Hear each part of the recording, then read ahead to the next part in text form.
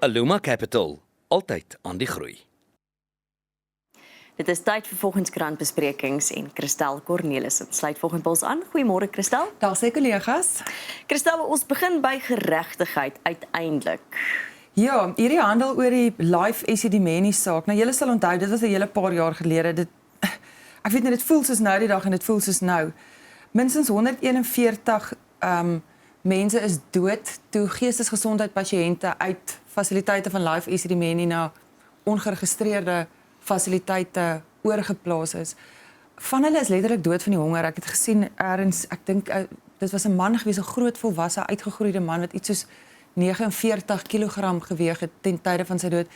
Dit word bestempel as een van die grootste menseregte skendings in demokratiese Suid-Afrika se geskiedenis. Dit was verskriklik geweest en om te dink dit het reg onder ons neuse gebeur binne 'n staatsdepartement. Mense kan jy kan dit nie uitdink nie. So dis nou, jy weet ons praat van 2015 en 2016, dis nou 10 jaar later.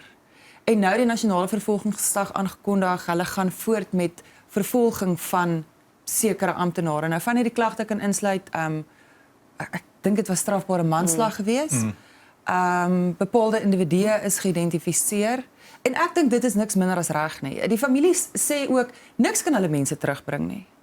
Niks kan hulle lyding verlig nie, niks kan hulle pyn wegvat nie. Dit waardeur daai mense gegaan het, moes nooit gebeur het nie. Maar ek dink dit is belangrik dat iemand pa staan hiervoor.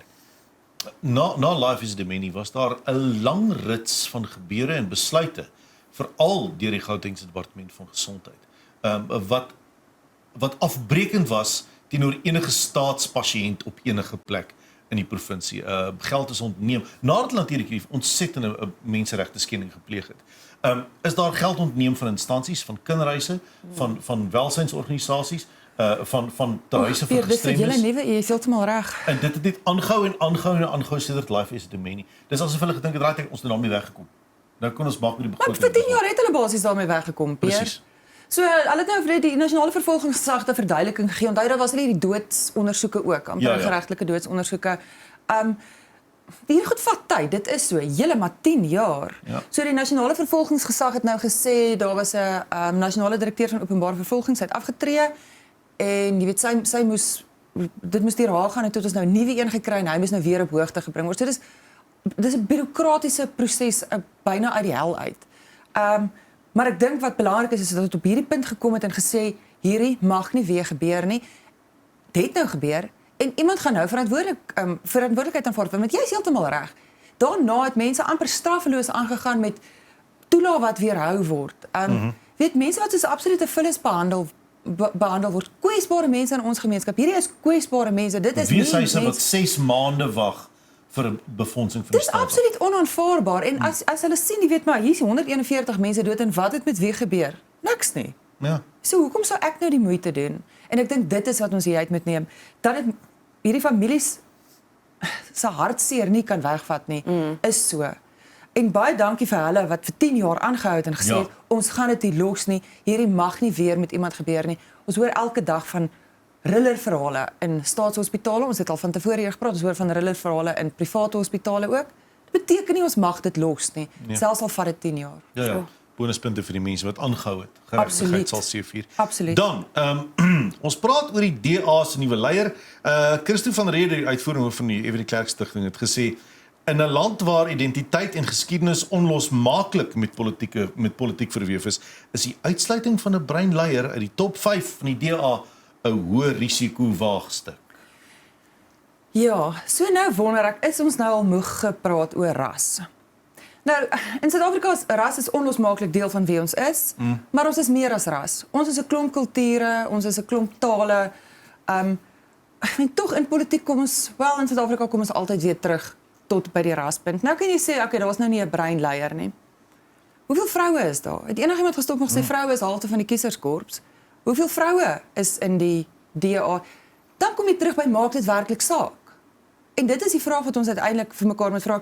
Wat die kritisie sê van die leier, of jy weet hoe hulle dit kritiseer, is om te sê ras word nie in ag geneem nie. So ons gaan nou kyk na funksionaliteit, doeltreffendheid, en die DA dobbel op hierdie doeltreffendheid om verby raspolitiek te kom. Nou moet ek vir jou sê, as 'n gewone Suid-Afrikaner wat sukkel, jy weet, deur die lewe, maak dit vir my regtig nie saak wie in beheer van wat is nie. Solank dit werk, is ek okay. Ek gee regtig nie om of die president swart of wit is nie. Ek gee nie om of Eskom se hoof swart of wit is nie, as met ligte aan is, geen probleem nie. Weet, op voedselvlak is ons redelik okay met rasse. As jy 'n dokter nodig het en 'n swart dokter kan jou help, dan gaan jy na 'n swart dokter toe. As 'n wit dokter beskikbaar is, gaan jy na 'n wit dokter toe. Jy kom nie by ongevalle in en sê, is hier 'n wit of 'n swart dokter wat my kan help nie. Ons het op gewone vlak, dink ek, het ons eintlik daar verby beweeg. Luister, die DA het groot werk wat voor hulle lê. Hulle het 'n uitstekende konferensie die naweek aangebied. Niemand het stoele gegooi nie. Niemand het besope buite 'n venue rondgeval nie. Dis oop vir die media gewees. Meeste daarvan, jy weet, jy kon al hulle besprekings sien en dit was 'n demokratiese proses wat gevolg is. Ja. So mense kan nou sê, luister, ons hou nie van die verteenwoordiging van die leiers wat verkies is nie. Dit was nog steeds 'n demokratiese proses gewees. So wat is dit wat ons eintlik vir mekaar sê? Ek dink dit is belangrik dat ons, weet, mense het hulle self verkiesbaar gestel, mense het gestem vir hulle en hulle is verkies. Volgens my is dit die einde van die storie. Ja, ek stem saam. Ek dink mense is nogal by 'n plek waar jy net wil hê, maak nie saak wie daarbo is, wat se ras dit is nie. Hy moet nie die werk kan doen of sy moet net die werk kan doen, verstaan. En ek wil so ver gaan om te gee. Ek weet ook geen eens om of dit 'n man of 'n vrou is, doen net die werk eintlik. En dit was interessant want die artikel praat ook oor Ivan Meyer wat uitgestap het nadat Solly Msimanga verkies is. En tog sê die artikel, jy weet, hy het met Ivan Meyer gepraat en hy het gesê hy gaan saam met hulle werk. So ek wil ek soek versigtig partykeer oor die verdeeldheid wat ek voel ons soms self saai wat daar dalk of nie dalk is nie. Ons skep drama. Ivan Meyer het dan van publikasie nog nie gereageer nie. Solly het gesê hy sal saamwerk, ja. Ja. So mense weet nie wat die jy weet agter die skerms gebeur baie keer nie. Ek is eintlik ook net moeg vir en ek sê nie dis wat hier gebeur het nie. Moeg vir dat ons partykeer drama skep of verdeeldheid saai waar jy sê meeste Suid-Afrikaners eintlik net oor die weg wil kom met mekaar en wil hê die beste persoon maak asook wie dit is nie eintlik maar jy weet die leiersels met oorneem. Ja, ek sê dit sê leidersberigte het uitgestap. So dit is ook nou 50 van die een en 50 van die ander. As dit ek was, weet ek en jy is in 'n kompetisie en ek verloor. Miskien sou ek ook gedink het, ag, dit was nou onlekker geweest. Ja. Weet maar dit beteken nie ek gooi nou die handdoek in of jy weet ek wip my en sê einde van die storie. Dit is groot mense hierdie. En ons moet groot mens politiek begin bedryf. Dit is wat ons land nodig het. Ja. Dan interessant het Ramaphosa gesê daar is nou uiteindelik 'n nuwe ambassadeur. Dis weet nog nie wie nie. Nee. Ons weet nog nie wie nie. Maar daar is een. So hierdie is Hein Dangor, hy is die direkteur-generaal in by Dirko internasionale betrekkinge. So hy het maandag gesê die president het 'n besluit gemaak, maar hy kan nou nog nie 'n naam bekend maak nie. So dis die diplomatieke diens, so daar's allerlei prosesse wat gevolg moet word. Nou julle onthou die laaste een wat ons gehad het was Ebrahim Rasool wat in Mei verlede jaar uitgeskop is oor die uitlatings wat hy gemaak het. Toe het ons 'n nuwe man gestuur, maar hy het nie 'n diplomatieke visa gekry nie, MTM se BC Jonas. So hy kon nie 'n visum kry nie, so dit het ook nou nie lekker gewerk nie. Nou Dirk sê weet alles gaan aan. Hulle stuur afvaardigings en daar word nog steeds onderhandel. Die gevoel hier was, lyk my, was dat president Ramaphosa gesê het, daar's nie veel om te wen om oorhaastig 'n nuwe ambassadeur aan te stel nie, maar daar's baie om te verloor. Peer lyk skepties. Ek bedoel in al die gesprekke wat ons gehad het na die president se chaotiese besoek aan die Withuis, na die ekstra geld wat ons betaal op levies en fooie op ons uitvoere. Wat bedoel hy? Ons nie toe 'n ambassadeur nodig gehad nie. Nee, ek dink nie ek bedoel ons het baie goed nodig. Ja.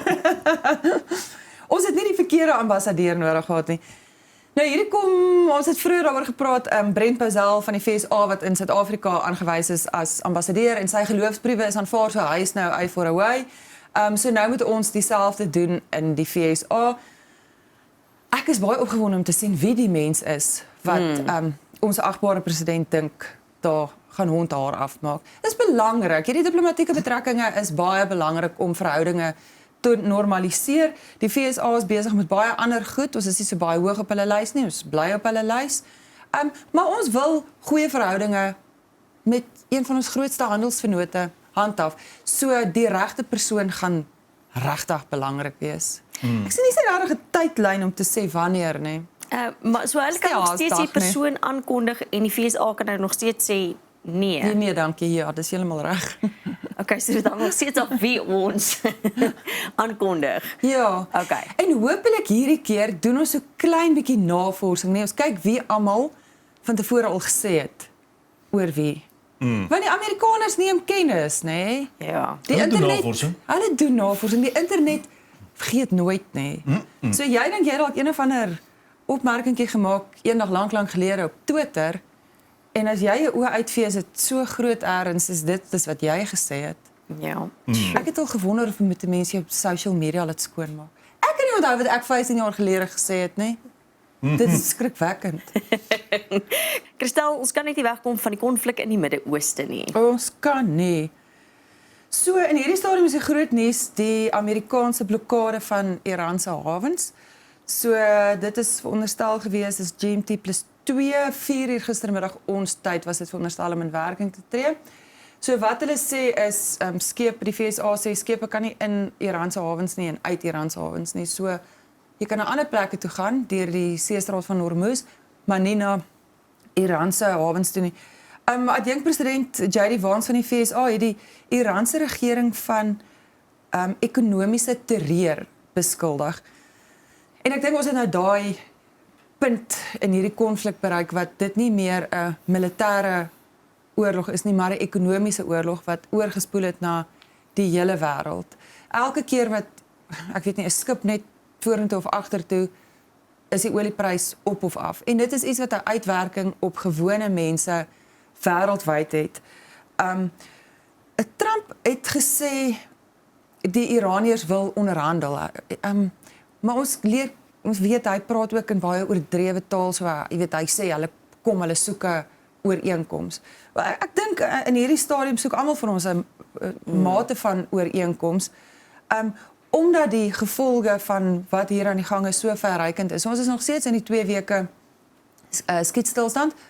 Pakistan het weer gesê hulle is bereid om weer as gasheer of bemiddelaar op te tree vir verder gesprekke tussen Iran en die FSA. En ek dink 'n mens moet hoop koelkoppe C4 in hierdie stadium. Militêr is die FSA die sterker mag. Dit is so ekonomies het Iran in hierdie stadium dink ek die hef in die hand. Weet hulle beheer die seestraat, die Amerikaners wil nou beheer daarvan oorneem. Maar wat volgende? Weet hier is nie regtig 'n volhoubare situasie nie. So daar's die sprake oor die tolgeld wat per vaatjie olie gehef kan word. Wiesen is dit? Kan dit 'n maatskappy wees wat die seestraat beheer en dan word die geld gedeel en mense neem gedeeltelik beheer. Almal het so 'n bietjie van 'n aandeel in die seestraat en hoe dit bestuur word. Ek moet vir julle sê die gevolge is nou te groot vir mense om ek dink arrogant oor enige iets te wees. Kyk, ons gewone mense hier sit en ons kyk op die TV wat gebeur. Maar ons voel dit nog steeds aan ons sakke. So hierdie is meer vir my 'n ekonomiese oorlog as wat dit jy weet een of ander militêre aanslag is. En vir die mense wat betrokke is by die konflik, jy weet hulle gaan uit die aard van die saak wesentlik daarvan verskil want hulle is die mense betrokke in hierdie konflik. Maar dat daar nou 'n oplossing moet wees is so. Nou kyk, een van die goed is die kernkrag, né, die verryking van die Iran. Daar's vrae oor waar dit is, daar's vrae oor wat van dit gaan word. Ek het gesien BBC het berig Die Iran wat oorspronklik volgens Trump se eerste aanvalle totaal en al verwoes is, nou sê hulle daar's nog ook. Ja, so wat hulle sê dis baie diep onder die grond. So kan jy dit uitkry, kan jy dit nie uitkry nie, gaan hulle dit uitkry. So ek het gesien BBC berig dat hulle sê Iran het klaarblyklik voorgestel dat hulle die verryking vir tot 5 jaar sal opskort. En die FSA het gesê nee, 20 jaar. Weet wat beteken hulle program is baie verder agter. Dit was een van die groot heen en weer in hierdie planne wat voorgelê is. Of hulle daar gaan verbykom, die weet ek nie. Ek dink jy noem ons kan die ekonomiese gevolge voel. Ek dink ons mag nooit vergeet dat daar verrykende gevolge is vir so baie mense Absoluut. wat daar woon nie. En ek dink mense moet dit tog altyd onthou as mens dink aan die konflik. Daar is so baie mense is wat meer as net dit, jy weet, op 'n ekonomiese vlak voel, maar Meer as net meer vir petrol betaal. Ja. Ja. Meer vir petrol betaal. Wat is dit in Afrika is dit wat hulle sê Malawi kyk na R64.70 per liter. Ek Maar moet in die asem Malawi, klim sommer uit my lyf. Ek wil so in 'n hoes by armste land in Afrika, R64. Ja, hierdie is 'n vergelyking wat Moneyweb gedoen het. Nou kyk, ek geniet dit om pryse te vergelyk. Want partykeer wil mense net voel dit gaan eers op 'n ander plek. Asseblief julle. Laat dit net erger gaan elders. Nou wat dit sê is hulle praat van price parity, so dis nie oral aangepas nie. Ja. So as jy kyk na wat mense verdien en na wat hulle betaal, so dit lyk dalk of hulle baie meer betaal, maar hulle verdien ook baie meer. So R65 hier en weet as jy dit nou omskakel na sê R65 in Skotland, weet dan dink jy, "Sjoe, R65 is baie, maar hulle salaris inkomste lyk baie anders as ons." Maar daar is Afrika lande waar hulle praat van waar hulle betaal R64 'n liter. Jy verwys na Malawi. Dit is verskriklik. Jy reis graag deur Afrika met jou motorbike.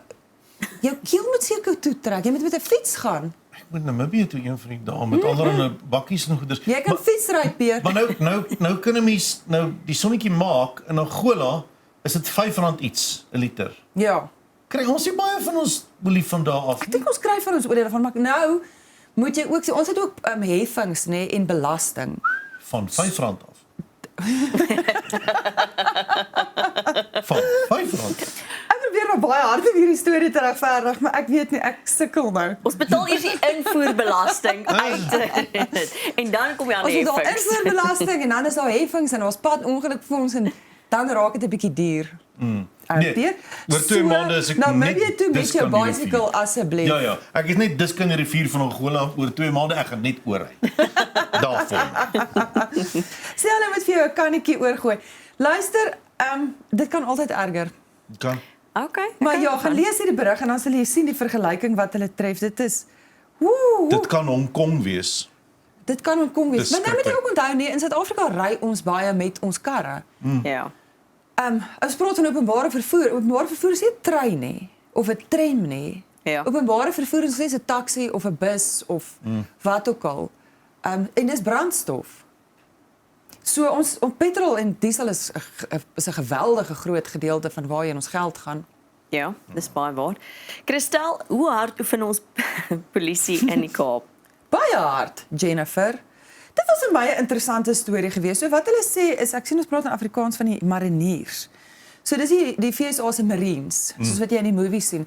So hulle is by die konsulaat in Kaapstad gebaseer en hulle het die stad Kaapstad het hulle gehelp om hulle is dit hulle metrobeamptes met fiksheid te help.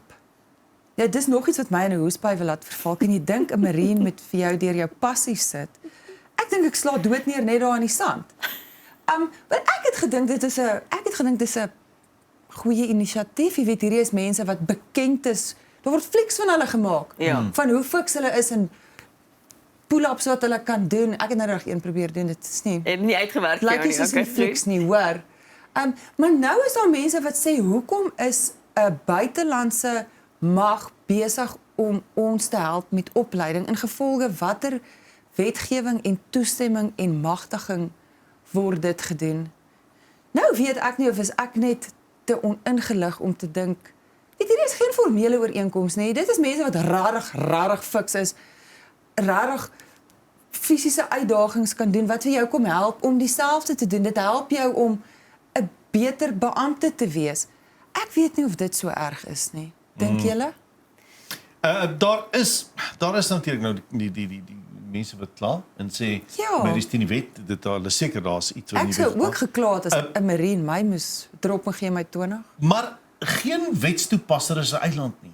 Ja. Ons almal lewe in 'n wêreld waar ons dieselfde probleme en vraagstukke het en as iemand anders dit dalk beter as jy kan doen, gebruik hulle raad en advies as hulle bereid is om dit aan te bied. Ek weet daar's ook 'n werkswinkel vir 'n kubermisdaad aangebied deur onder andere ook ander lande waar Kaapstad ook betrokke was, stad Kaapstad, se metropolisie, om by hulle te leer. Ja. Sekerlik is dit tog goed. Ek dink ook ons moet gaan leer waar ons kan. Hierdie mense is nou daar, hulle is wêreldwyd bekend vir hulle vaardighede. Dit het die stad nie geld gekos nie. Hulle moes nie iemand ergens heen vlieg nie. Hulle is Muizenberg toe op die strand platgeval, paar push-ups gedoen. Ek weet nie, dit voel vir my alright. Dit sal vir Ek hou van 'n fikse beampte. Dit sal vir interessant wees om by die metropolisie self, die mense wat nou daar was, om by hulle te hoor wat het hulle gedink van die ervaring. Behalwe dat jy nou regtig moeg natuurlik gaan wees, maar het jy iets geleer? Ek dink hulle was tot moeg, verstaan, ja. Is dit iets wat jy saam met jou kan vat? Het jy iets uit dit uit gekry? Hoe sal jy dit dalk anders aanpak? Want jy's tog die mense wat dit deur moet maak, verstaan? JP Smith, die hoof van sekuriteit, veiligheid en sekuriteit in die Weskaap, het gesê maar hulle is in elk geval besig om metropolisie se fiksheid op te skep.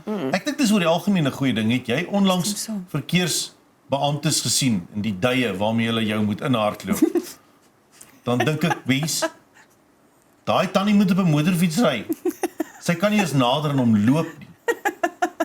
So ek dink dis 'n goeie ding. Pierre, ek stem saam. Ek dink 'n mens wil 'n mate van fiksheid en gesondheid by jou. En jy moet die skelm kan jaag. Beamptes Jy moet die skelm kan jaag. Jy moet vir hom kyk. Ek dink ook jy moet 'n skelm daarom kan probeer inhardloop. Ek sê dieselfde. Weet sonder dat jou hart jou aanval voordat jy wegtrek. Ek hoor die kommer oor die buitelandse magte en alles. Ek dink net as iemand jou kan help, hoekom nie? En dit was baie entertaining geweest as jy kyk. Ek weet nie as jy daar in die stand rondval hoe lekker dit was nie. Dan moet ons 'n bietjie praat oor Elon Musk. Elon Musk het nou veral met Starlink vertel hy weier om Suid-Afrika toe te kom want is as gevolg van swart bemagtiging wat hy nie voor kwalifiseer nie. Ja. Hy sê dit is reverse racism. Intussen het hy ook gesê maar daar is verskeie kere aan hom voorgestel dat indien hy wel 'n omkoopbedragie betaal, hierdie voorwaardes gewuif kan word. Dit het ons hoog ontstel. Ja, dit is nie lekker om te hoor nie. En as iemand soos Elon Musk 'n opmerking soos daai maak, neem die wêreld kennis. Dit is nou maar so. En ek kyk dat hy bietjie van 'n loose cannon is, dink kan ons ook vir mekaar sê. Hy's baie los van lip en van tweet. Maar wanneer hy opmerkings soos daai maak en ons is gewoond daaraan dat ons ietsie moet betaal om goeders gedoen te kry, weet dan is mense so half soos ja, ek kan dink dat hierdie moontlik is. So selfs vir iemand soos Elon Musk wat maklik praat, ergens in jou agterkop is dit die kans dat dit so is waarskynlik baie goed. En as Vincent Ngwenya van die presidentsie se reaksie is, maar hy het nie respek vir ons raswette en dies meer nie. As hy eers daartoe gaan, nie eerste gaan man, hoe durf jy sê ons het jou omgekoop nie? Hy praat nie oor die omkoop nie. Hy praat oor die raswette en dan sit jy en dink so was ek nou reg toe ek het gedink. Dit is jy's 100% reg. Dit is nie van hierdie sal hoegenaamd glad nie in ons land gebeur nie. Ons duld dit nie dat mense omkoopgeld betaal, wys hulle vir ons. Ja. Net krik niks nie. Jy het nie respek vir ons swart ekonomiese bemagtigingswetgewing nie. Ons het nou nog gepraat het oor die DEA-konferensie, maar partykeer is ons net 'n bietjie moeg vir hierdie wetgewing wat Elon Musk sê, ek gaan nie 'n gedeelte van my maatskappy weggee omdat julle sê ek moet nie. Dis iets wat hy opgebou het en ek dink baie gewone Suid-Afrikaners kan daarmee identifiseer. Hoekom moet ek? En ek dink dit is uiteindelik die punt hier is ek kom terug by wanneer iemand soos Elon Musk so 'n opmerking maak op so 'n openbare platform, neem die wêreld kennis. En dit is dan nou wat mense soos solidariteit sê, die druk laai op oor wanneer maak ons klaar hiermee? Ja. Wanneer gaan ons pryse normaliseer vir tenders sodat ons die beste werk teen die beste prys gedoen kan kry, sodat dit nie meer net 'n handjievol mense is wat verryk word en weer verryk word en weer verryk word en die res word eenvoudig agtergelaat. Ergens moet die son sak op hierdie praktyke. Dis nie besig om armoede te verlig soos dit moet nie, dis nie besig om werk te skep soos dit moet nie. Beweeg nou aan, maak nou 'n nuwe plan. En iemand soos Elon Musk met 'n opmerking soos daai, sit dit net weer op die wêreld verhoog en sê hierdie kan nie so werk nie. Ek dink dis iets wat gewone Suid-Afrikaners eintlik lankal besef het. Kristal is alwaar vir ons tyd het, maar baie dankie vir die saamgesels vanoggend. Dankie kollegas, ek gaan nou weer weg met die reën. Geniet dit, hoor. Baie dankie. Ek het 'n full Jojo tank, ek's baie opgewonde. Dit is Christel Cornelis en ons is nou weer terug. Aluma Capital, altyd aan die groei.